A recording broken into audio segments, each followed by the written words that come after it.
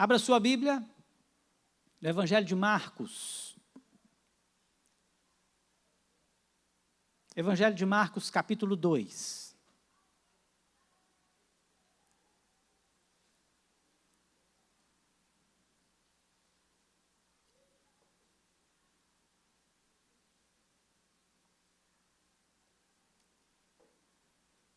Evangelho segundo Marcos, capítulo 2, nós vamos ler os versos 13 e 14. O texto que vamos ler, eles também estão em Mateus, capítulo 9, verso 9, Lucas, capítulo 5, verso 27 e 28. Mas nós vamos iniciar aqui,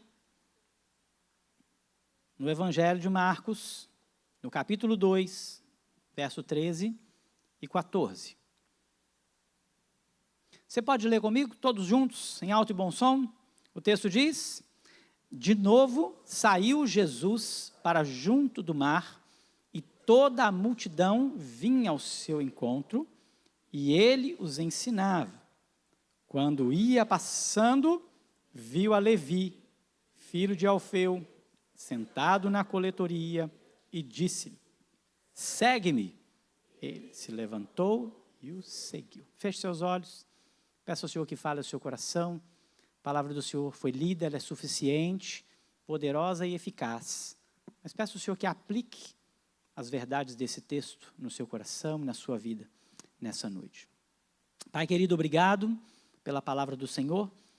E a minha oração é que a minha boca se cale, Deus. O teu Espírito possa comunicar as verdades do texto que lemos ao coração do seu povo, ao coração da sua igreja, de todos os presentes aqui, Senhor.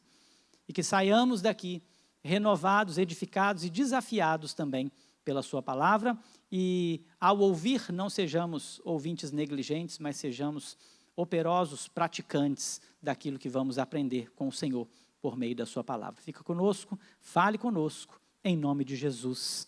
Amém. Glória a Deus. Meus irmãos, nós, como conselho da igreja, estamos em busca de algo que é até estranho dizer que nós estamos em busca de algo como isso, porque é essência da igreja, que é o discipulado. Nós entendemos que isso é importante para a igreja, não porque é mais uma ferramenta ou mais uma tarefa imposta para a igreja.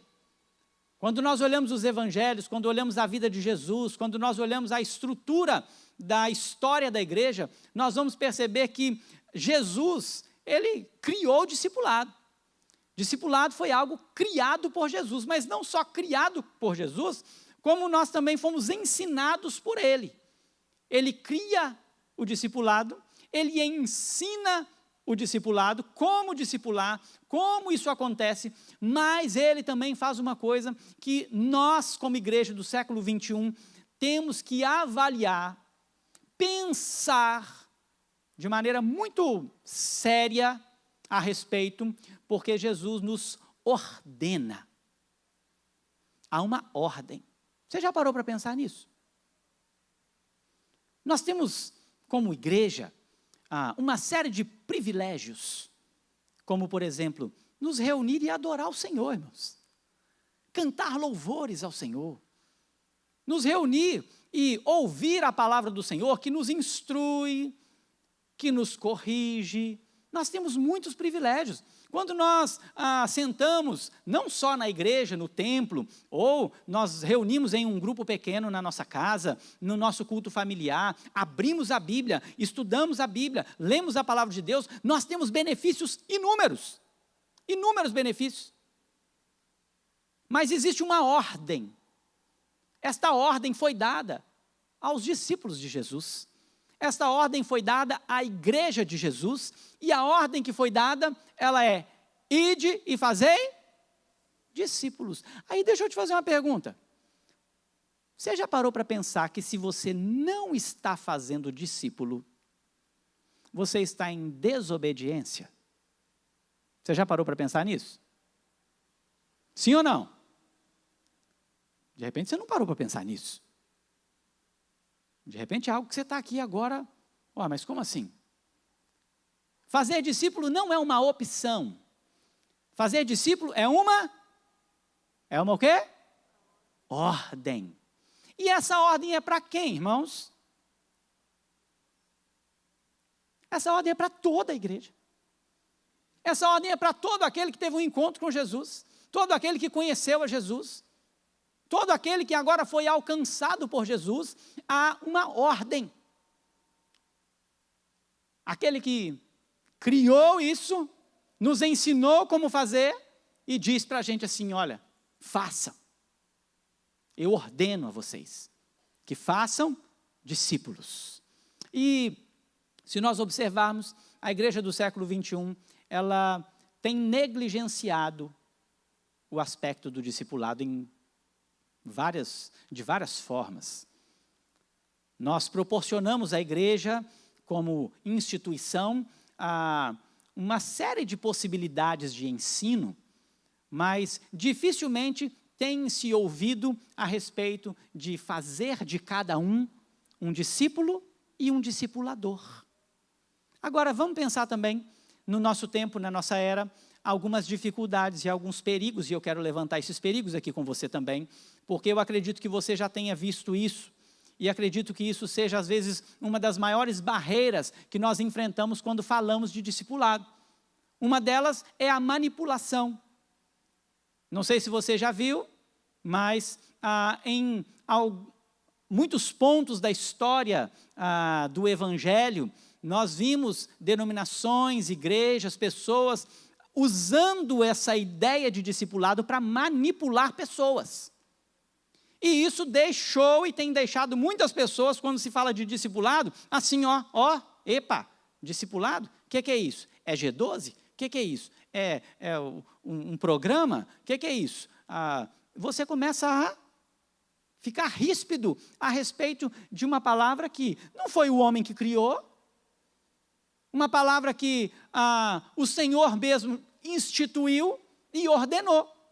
Mas sim, e houve na história, e tão perto de nós, momentos onde pessoas utilizaram desta palavra para manipular pessoas. Houve também momentos na história onde usaram essa palavra para que pessoas fossem imitadores de pessoas e não de Cristo.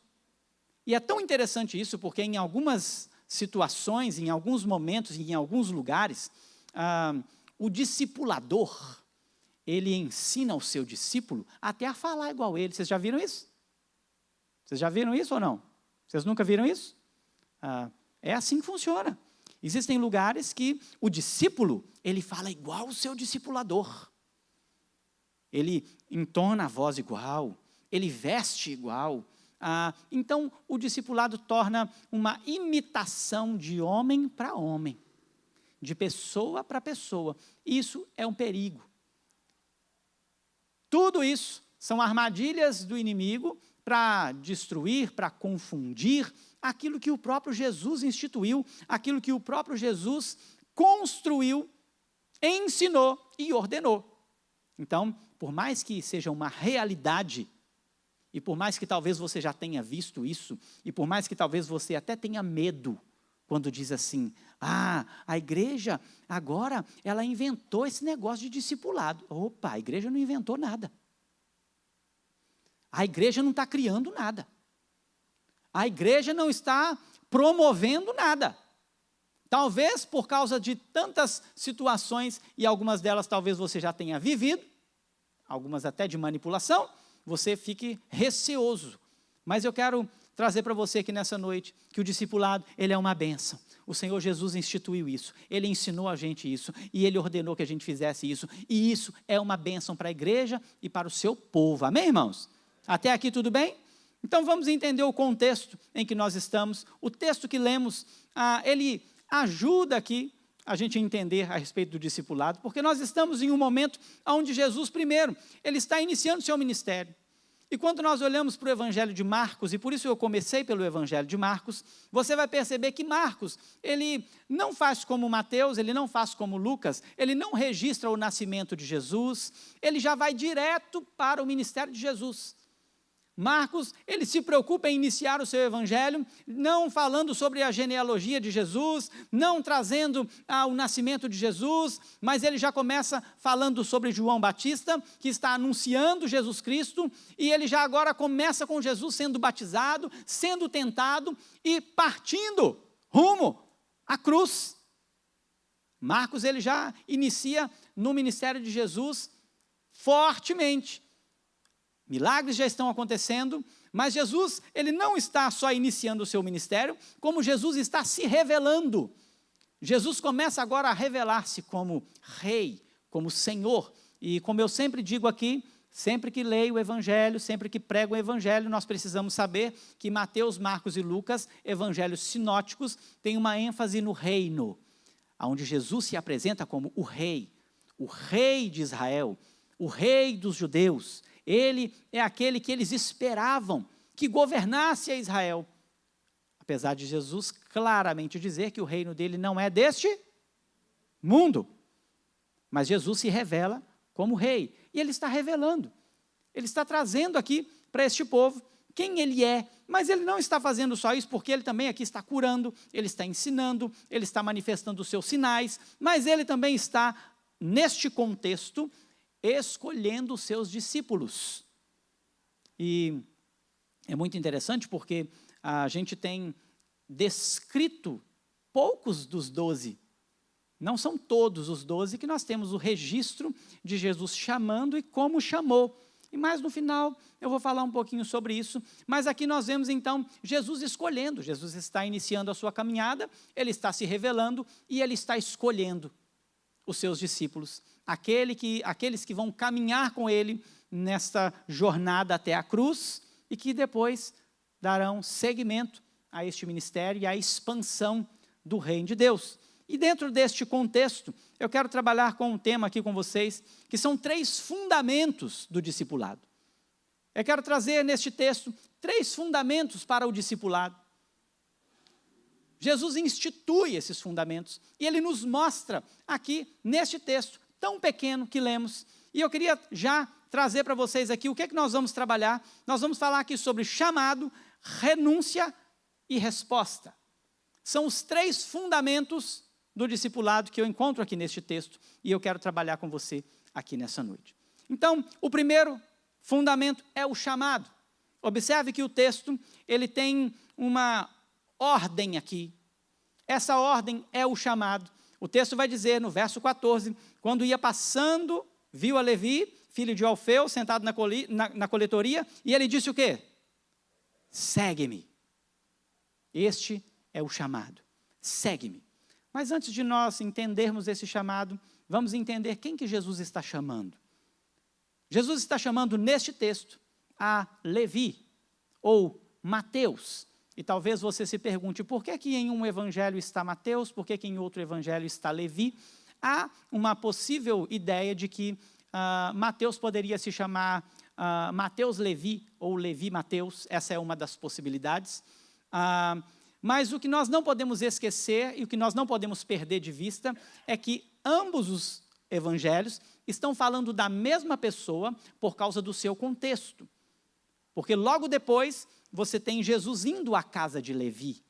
E no evangelho de Mateus, você tem Jesus indo à casa de Mateus, reunindo-se com eles à mesa, contando ali então uma mesma história de um mesmo homem, onde um é chamado Mateus, o outro é chamado Levi. Uma outra possibilidade também é que Levi tivesse sido chamado Levi mesmo, e o seu nome tivesse sido mudado para Mateus, como Pedro. Pedro era Simão Barjonas, e o Senhor Jesus então diz, olha, agora você vai ser chamado Pedro. São possibilidades. Mas o que não erra aqui é que este é o mesmo homem. O mesmo homem de Marcos 2, 13, é o mesmo homem de Mateus 9, 9, Lucas 5, 27, 28. Esse é o Mateus. Quem era Mateus? Quem que esse homem era? Esse homem era um publicano. Vamos dar uma olhadinha nos versos 15 ao verso 17? Acompanhem comigo aí. O texto diz assim, olha, achando-se Jesus à mesa na casa de Levi, estavam juntamente com ele e seus discípulos muitos publicanos e pecadores. Esse texto mostra Levi como um homem pecador. Quem era o publicano? Levi era um publicano. Mateus era um publicano. E é muito interessante nós pensarmos por que esse publicano era alguém rejeitado. O povo judeu vivia debaixo do governo e do domínio do Império Romano. E é muito interessante você se lembrar que desde a Babilônia, desde que Judá foi levado cativo para a Babilônia, nunca mais o povo viveu livre, até há pouco tempo atrás, 1900 e quanto? 1948, em cumprimento também das Escrituras. Então perceba que desde o cativeiro babilônico, o povo sempre viveu debaixo de um outro governo. E aqui eles estavam sob o governo romano. E Roma fazia o quê? Roma convocava alguns judeus e contratava alguns judeus para trabalhar para eles, para cobrar impostos lá no meio do povo judeu. E Mateus era um desses. Mateus foi, então, contratado pelos romanos, para que, então, fosse um cobrador de impostos no meio do seu povo. O publicano era, então, considerado um traidor. Ele era aquele que traiu a sua pátria e agora ele vai cobrar impostos para Roma.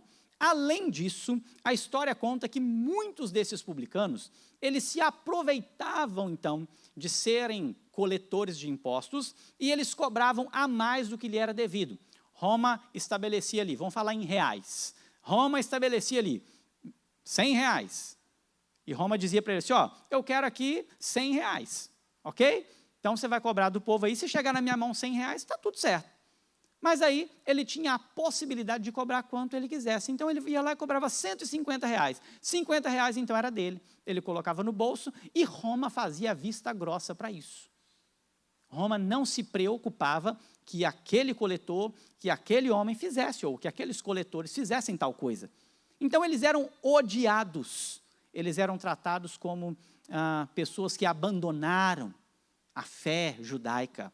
Eles eram traidores. E aqui nesse texto, o texto que lemos, Jesus está na casa de Mateus, na casa de Levi, e Jesus então está ali com eles e agora ele é questionado. Olha comigo o verso 16, acompanhe comigo, leia comigo o verso 16 todos juntos. O texto diz, os escribas...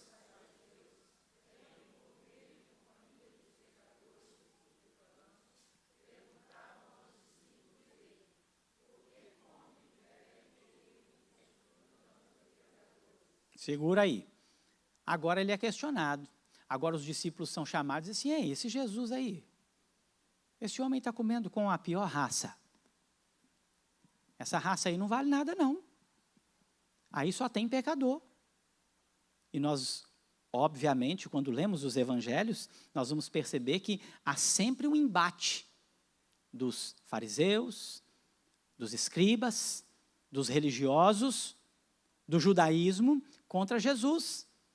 E é interessante porque quando Jesus é entregue, Pilatos ele diz assim, olha, aquele povo está com inveja. Lucas vai fazer um registro de que Pilatos sabia que eles estavam entregando Jesus porque eles tinham inveja de Jesus. E eles então questionam, olha, esse homem aí está sentado aí com os publicanos, ele está sentado com os pecadores. Mateus era um homem pecador. Então, nós precisamos entender aqui que o discipulado, ele tem um fundamento no chamado, e esse chamado, ele é para pecadores. Esse chamado não é para pessoas que têm algum tipo de aura, vamos pensar assim, diferente, que tem a capacidade de se mostrar de outra forma, não. Observe comigo o verso 17, leia comigo o verso 17, o texto diz, tendo Jesus ouvido isso, respondeu-lhes.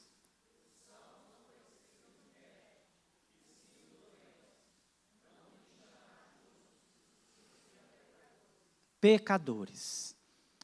O chamado a ser um discípulo de Jesus, ele é para pecadores. Mas é interessante porque o discipulado, ele começa com um chamado. O discipulado, ele começa com Jesus, então, dizendo a pecadores, segue-me. O discipulado, ele começa com Jesus, dizendo para pessoas que não tinham nenhuma possibilidade. Ele é para pessoas que viviam a sua própria vida, do seu próprio jeito, e que diante da sociedade são considerados, à medida que eles reagem, ou como eles vivem, eles são taxados. E Jesus então chama, segue-me. Não há discipulado sem chamado. Mas é muito interessante porque eu preciso falar com você sobre o que é esse chamado. O chamado é o que a nossa doutrina reformada, ela trata como a graça eficaz, o chamado irresistível de Deus. Observe que o chamado é o Senhor quem dá. Jesus Cristo vira para ele passa em um determinado lugar e diz, segue-me.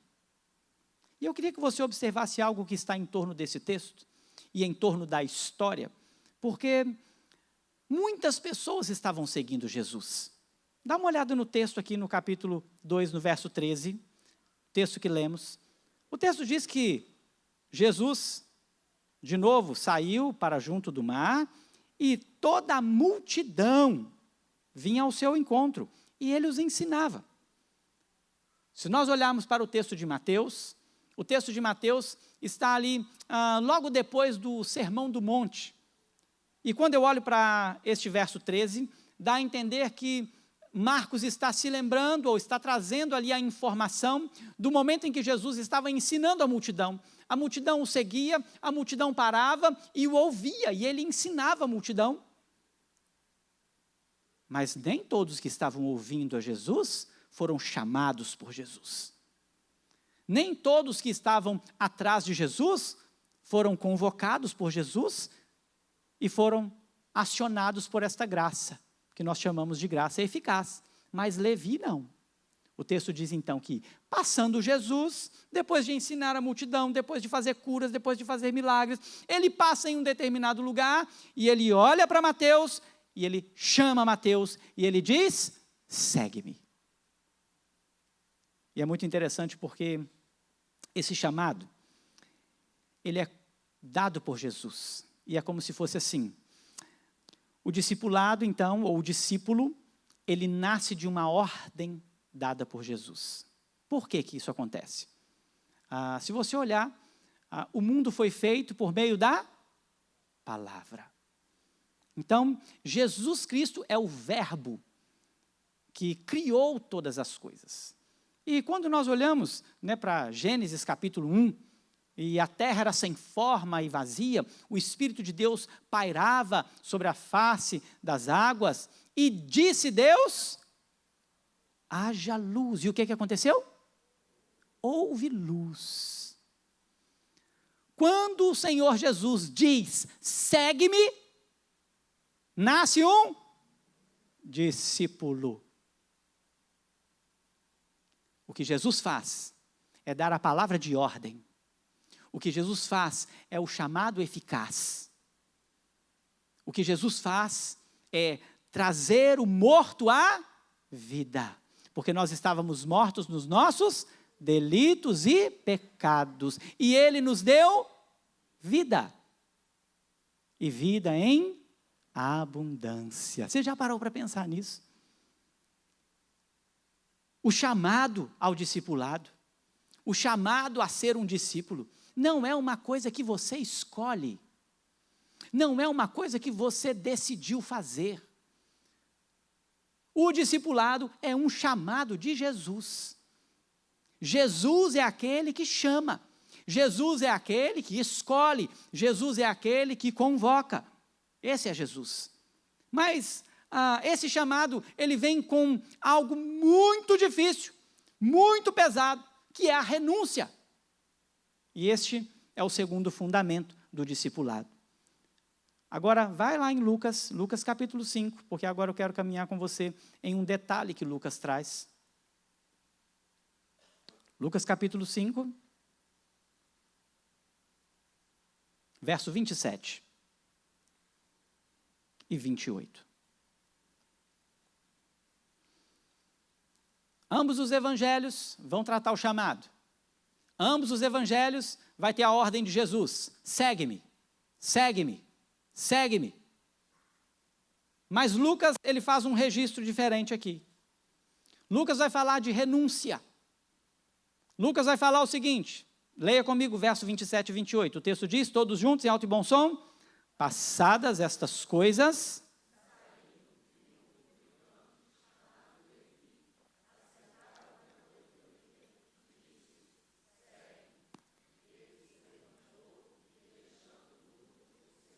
percebe o que há de diferente aqui? Ele se levantou e fez o quê? Deixou tudo.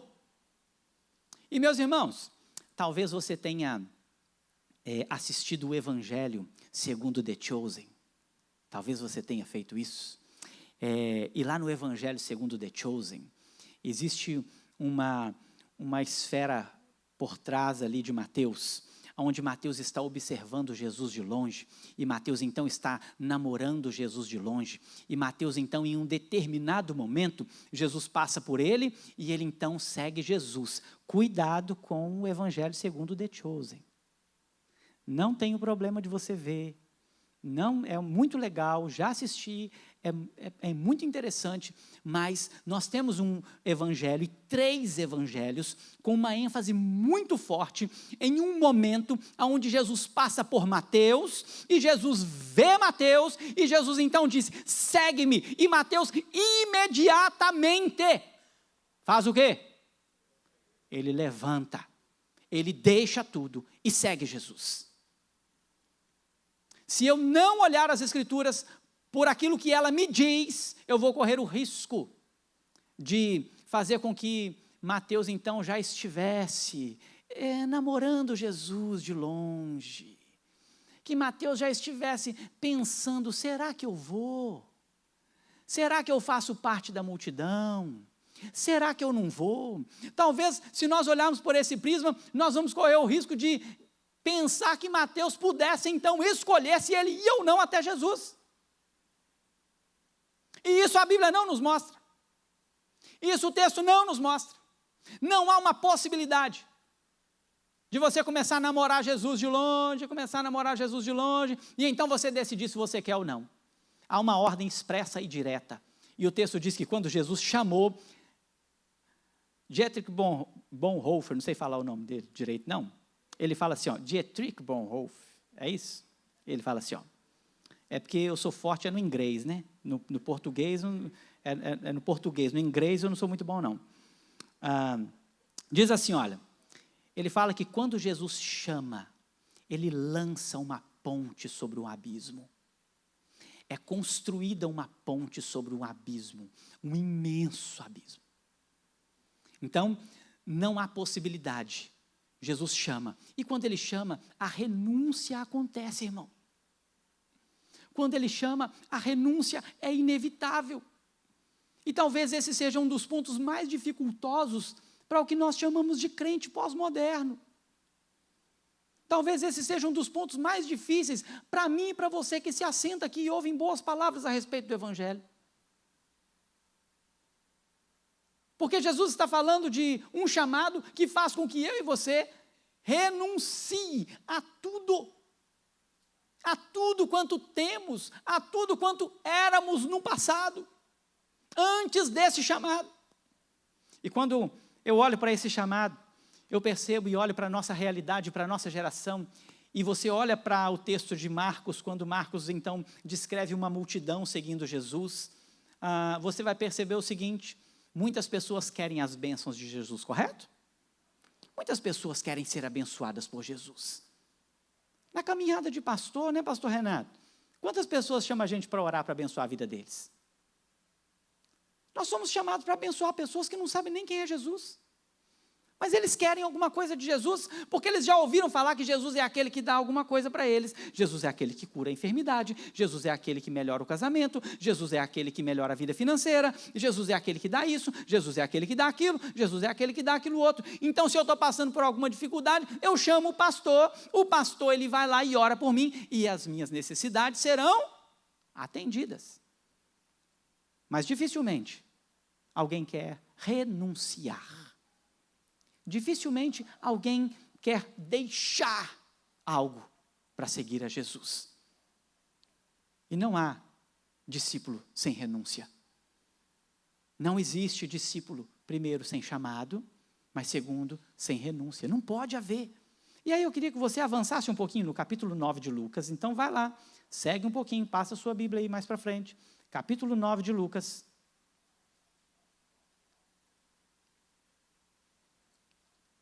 Lá no verso 57 até o verso 62.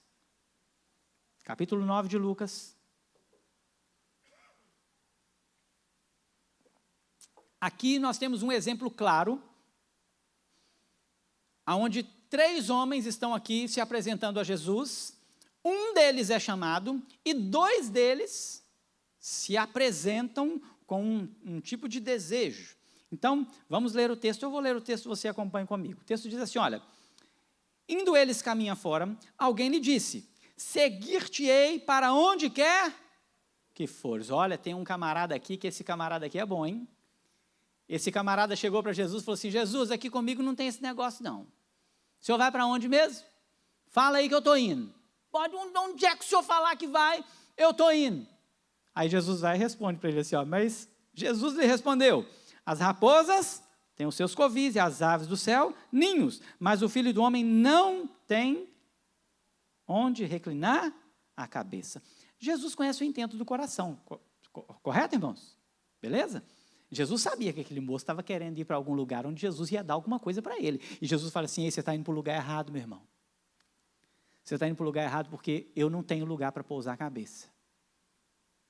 Se você quer me seguir, o intento do seu coração aí, ele está errado. Então, ó, vai dar certo não, fica quieto aí. Aí vem um segundo. Aí o outro diz assim, olha, 59. A outro disse Jesus. Aí aqui agora já mudou de figura, correto? Aí agora nós temos o mesmo chamado, a mesma vocação, segue-me. E é muito interessante porque nós olhamos este verso como se este homem não tivesse atendido a ordem de Jesus, e nós vamos ver como isso não é possível.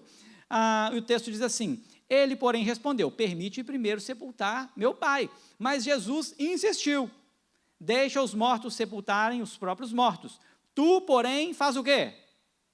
Vai e prega o reino de Deus. Esse homem teve escolha? Se nós olhamos o texto e nós compreendemos que Jesus deu uma ordem para ele, nós vamos entender que esse homem fez o quê? Ele foi e pregou o evangelho e cumpriu. Porque ele está debaixo de uma ordem. Ele está debaixo de um chamado. E o chamado é irresistível. Ele tentou dar uma de Jonas aqui. Ele falou, Senhor, peraí, não agora não, Senhor, peraí, eu tenho que, eu ainda sou muito novo, eu preciso esperar que meus pais morram primeiro, não, depois que meus pais morrerem, depois que as coisas forem resolvidas na minha família, eu vou seguir. Jesus falou assim, você não, você vem e me segue, e você vai e vai pregar o evangelho. E aí tem um terceiro aí, verso 61, outro lhe disse, lá vem mais um, né, mais um sabidão aqui, mais um gente boa que vai dizer para Jesus aqui, ó, seguir-te-ei, Senhor. Então, ele entendeu o seguinte, falou, ó, eu sei que Jesus não tem lugar para pousar a cabeça, mas eu vou fazer o seguinte, olha, deixa eu ir despedir primeiro dos da minha casa, eu vou lá só fazer uma despedida final lá, né? E Jesus vai dizer para ele, ninguém que tendo posto a mão no arado e olha para trás, é apto para o reino de Deus. 3 homens. 2 manifestaram um desejo imediato de seguir a Jesus. As suas motivações, elas não poderiam ser as corretas, porque não havia aquilo que era necessário, que era o chamado. Mas tem um chamado. E quando houve um chamado, esse respondeu ao chamado, e nós cremos que aquele homem obedeceu ao Senhor, e ele então foi cumprir esse chamado.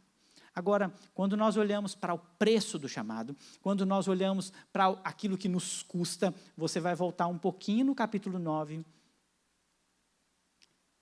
e você vai partir do verso 23. Então, olha que contexto esses homens estão conversando com Jesus, presta atenção nisso. Aquela conversa com aqueles 3 homens vem depois de Jesus dizer algo muito intenso e doloroso, por assim dizer. Verso 23 diz assim: dizia a todos, vamos ler comigo, todos juntos, vamos lá, o texto diz, dizia a todos, se alguém...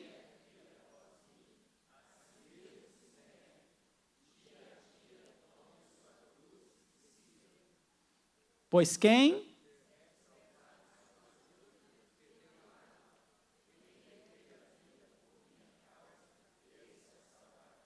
Até o 27, vamos lá. Que aproveita o homem.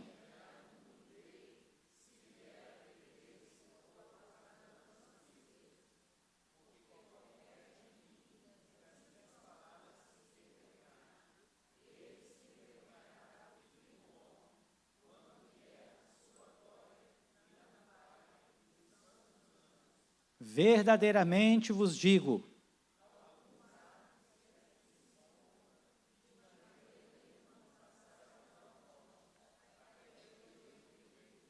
Ótimo. Depois desse discurso, vem 3 caboclinhos e fala aquilo com Jesus. Já parou para pensar nisso? Jesus está dizendo algo muito sério para mim e para você aqui. Olha, você quer me seguir? Aquele que vem após mim, primeira coisa que ele precisa fazer? Negar a si mesmo. Um dos maiores problemas da nossa sociedade. Um dos maiores problemas da nossa geração, que está sendo dia após dia,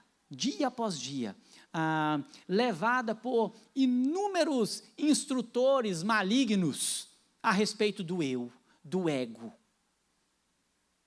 As pessoas da nossa geração, elas estão sendo movidas a pensar em si. Eu primeiro eu. Nós estamos vivendo aquilo que Gadara estava vivendo naquele tempo. Eu primeiro. Ó, Jesus, você derrubou nossos porquinhos lá vai embora daqui, some daqui, porque melhor é o porquinho para nós. Jesus vai dizer assim, olha, negue-se a si mesmo. Então, ser um discípulo, ou tornar-se um discípulo, precisa passar por esses 2 fundamentos, chamado e renúncia. Mas tem um terceiro e último fundamento, que é a resposta. Em todos os textos, então, volte aí a Lucas mesmo, Lucas capítulo 5. Em todos os textos nós vamos ver a expressão igual, nos 3 evangelhos. Então, Jesus disse, segue-me, e o verso 28 de Lucas vai dizer o quê? Ele se levantou e deixando tudo o seguiu. Torno a lembrar aqui que Mateus não podia ser aquele homem que estava namorando Jesus de longe. Quando Mateus recebe uma ordem e o Senhor Jesus diz, segue-me, ele então aplica a renúncia.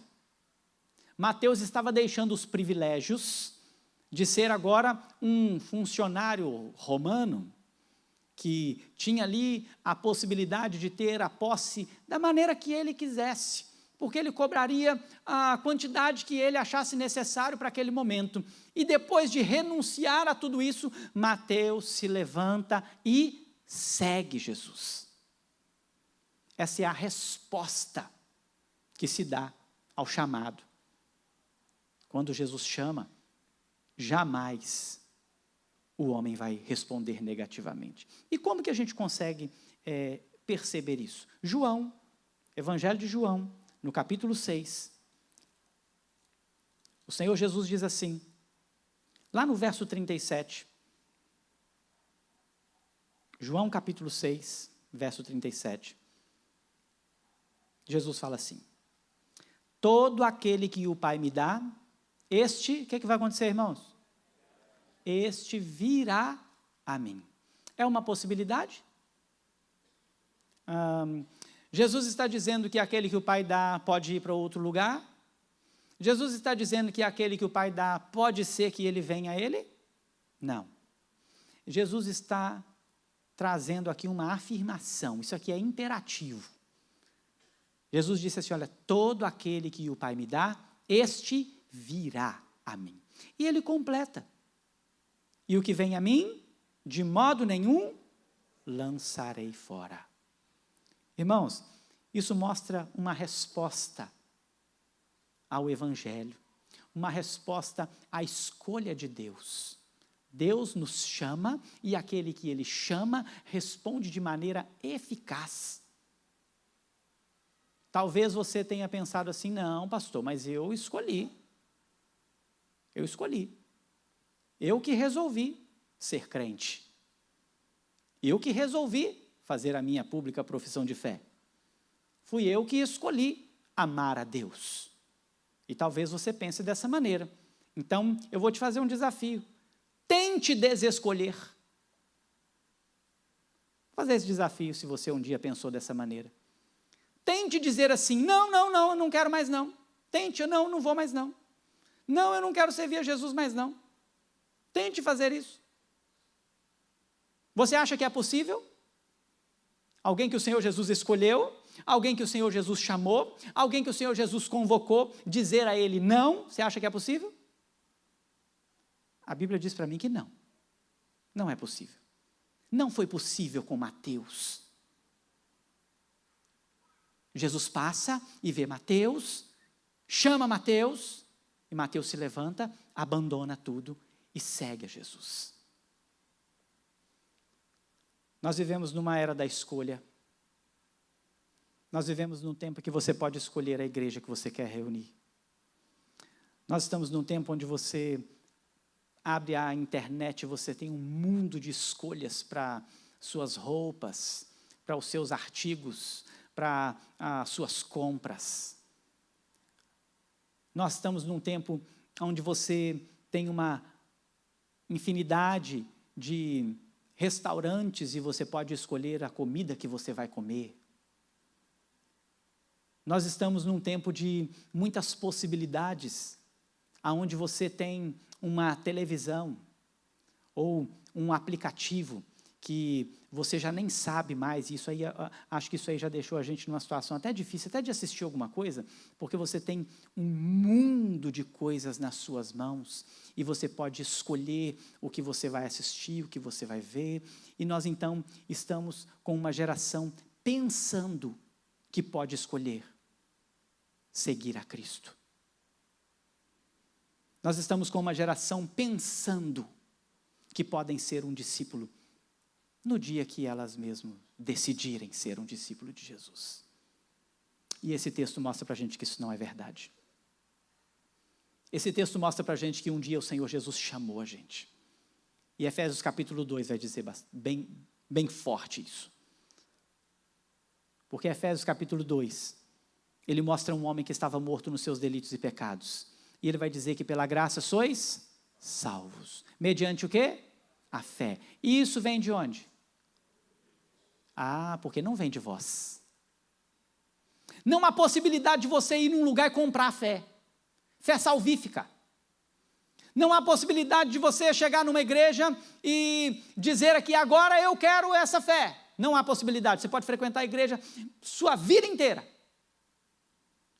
Você pode ser membro desta igreja e ser uma pessoa que ainda não recebeu operosamente a fé salvífica. E falo isso mais uma vez, trazendo aqui o meu próprio testemunho de conversão, de fé salvífica, que veio depois de seminarista. Um pouquinho antes de ser um pastor. Já crente e seminarista. Ainda não tinha recebido a fé salvífica. Mas eu entendo e creio e vi o dia, eu sei o dia, a hora, a mensagem que eu ouvi, o texto que eu ouvi e o que entrou no meu coração naquele dia, que a fé foi plantada no meu coração. Então não confunda você ser membro de igreja. Não confunda com fé salvífica. Não confunda ser membro de igreja com ser chamado a ser um discípulo de Jesus. Não faça isso. Você está correndo um sério risco. Quando o Senhor Jesus te chamar, você vai. E você não vai conseguir resistir ao chamado de Jesus, amém? Talvez você está aqui, você já tenha recebido esse chamado e você sabe do que eu estou falando. O dia que você recebeu o chamado, você entendeu que não podia ir para outro lugar, a não ser para este lugar, que é aos pés de Jesus. Mas algo ainda me preocupa no nosso tempo. E aí eu faço uma pergunta para você: o que você deixou para estar aqui hoje? Não aqui assentado neste culto especificamente, mas o que você perdeu para ser o cristão que você é? O que você deixou para trás? E quando nós olhamos para o jovem rico, vamos lembrar dele aqui? Questiona Jesus e ele pergunta a Jesus, ele fala assim: o que eu preciso fazer para ser salvo, Jesus? Jesus conhece o coração, mais uma vez, intentos do coração. Guarda os mandamentos. Quais? Aí começam as desculpas, né? Começa o questionamento. Quais? E Jesus, conhecendo ele, sabendo que aquele moço era um religioso fervoroso. Honra teu pai e tua mãe, não matarás, não adulterarás. Aí ele fala assim: mas essas coisas eu já faço. Aí Jesus fala: você quer ser perfeito? Vai, vende o que você tem. O que é isso? Renúncia. Renúncia. Dá aos pobres e me segue. Jesus não deu a ordem para esse moço segui-lo, você percebe? Jesus não deu a ordem. Jesus respondeu a sua pergunta. Ele perguntou e Jesus respondeu. E Jesus disse: então é isso que você quer? Não é o que eu, Jesus, quero. É o que você quer? Então vai, vende o que você tem e me segue. O que aconteceu com esse moço? Ele se entristeceu, porque ele tinha muitas posses. Esse homem não foi um discípulo de Jesus, apesar de ter sido um homem muito religioso, guardar os mandamentos, ter vivido uma vida talvez fiel debaixo da lei. Mas nós sabemos que a lei, ela serve para condenar a gente, mas ela não serve para salvar a gente. Talvez você esteja aqui hoje e você ainda não reconheceu o preço que você precisa pagar. E o último texto que eu quero citar para você aqui é porque Jesus, ele traz uma parábola que ele diz assim: olha, o reino dos céus é semelhante ao homem que encontrou um tesouro no campo. E quando aquele homem encontra um tesouro no campo, ele vai e faz o quê? Vende tudo que tem e compra aquele campo. O que você renunciou? Como você tem atendido ou respondido ao chamado de Jesus? Ser crente para ter benécias. Você é multidão. A multidão está sempre aí. A multidão vai sempre seguir a Jesus. A multidão vai sempre estar atrás de Jesus. E você pode ser multidão. Mas o Senhor Jesus, por meio da sua palavra, pode fazer de você hoje um discípulo, amém? E Ele chama você hoje: segue-me. O Senhor Jesus chama por meio da sua palavra: segue-me. Abandona a sua religiosidade. Abandona aquilo que te prende, os seus desejos. Abandona a sua ideia. Muitas pessoas estão presas numa ideia. Algo que prende eles na mente deles. Não é dinheiro, não é religiosidade, é uma ideia que amarra e prende. Mas quando Jesus chama, Ele quebra a cadeia. Quando Jesus chama, Ele quebra a corrente. Quando Jesus chama, Ele estende uma ponte sobre um abismo que te leva do império das trevas para o reino do seu Filho amado Jesus. E aí você não precisa mais ficar preocupado com os perigos que a palavra discipulado traz nos nossos dias. Você simplesmente vai e obedece. Você abandona o seu prazer, você abandona as suas vontades e você segue a Jesus. Exclusivamente a Jesus. O meu desejo é que você seja um discípulo e não um crente. O meu desejo é que você seja um discípulo de Jesus e não uma multidão. É muito gostoso, irmãos, quando nós chegamos em uma igreja local e vemos o templo cheio de pessoas. É muito legal, é muito gostoso, mas é gostoso para o ego. É para satisfazer o ego. Sabe o que é mais gostoso? É você ver pessoas sendo discípulos de verdade. O meu desejo como pastor dessa igreja, diante da palavra que lemos, é que você obedeça à ordem, é que você responda ao chamado. Chamado que ninguém pode fazer por você ou responder por você, só você. E você então vai renunciar ao que quer que seja. Eu não sei o que você tem que renunciar. O que você tem que renunciar? Passa um pente fino na sua cabeça aí agora. Dá uma olhada na sua vida aí. O que é que te prende? São bens? São posses? É o tempo? Você está esperando o tempo passar? Você quer esperar ficar velho?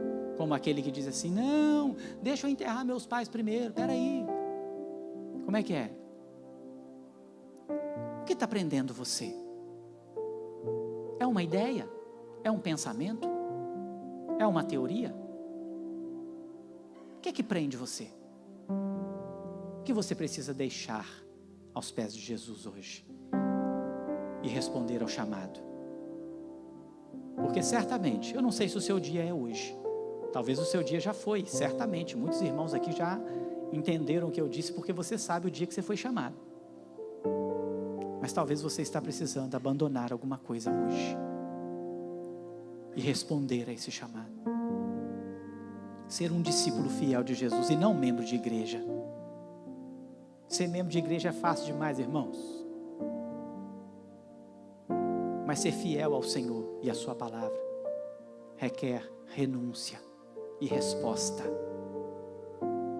Eu queria convidar você a fechar os seus olhos, colocar sua vida diante do Senhor, responder essa pergunta: o que eu preciso renunciar?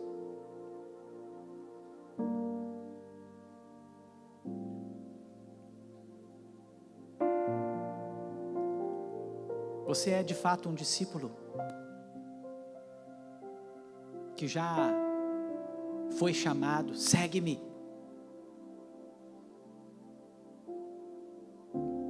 Já renunciou e já respondeu a esse chamado? Se sim, louvado seja o nome do Senhor. Se não, você pode fazer isso hoje, mas não porque você quer. Se o Senhor te chamou hoje, você não tem como voltar atrás. Se o Senhor te chamou hoje, você pode sair daqui e tentar voltar para a sua vidinha, você não vai conseguir. Você pode tentar, mas você não vai conseguir. Se Jesus te chamou hoje, quando você colocar os pés na porta e começar a sua caminhada para a sua nova semana, você vai perceber que a sua vida irá em direção diferente de tudo que você viveu até aqui. Porque quando Jesus chama, você responde. E você não tem possibilidade de não responder. Quando Jesus chama, você vai. E se você já é um discípulo, você vai colocar a sua vida diante do Senhor, porque você foi ordenado a fazer novos discípulos, a pregar o Evangelho, a anunciar o reino de Deus. E se você não tem feito isso, você está em desobediência. E a desobediência é pecado. E o pecado faz separação entre o homem e Deus. Arrependa-se, confesse e faça discípulo. Anuncie o reino. Segue Jesus. Seja um proclamador do Evangelho. Seja um anunciador do Evangelho. Você não precisa ser teólogo. Você precisa ser anunciador do Evangelho.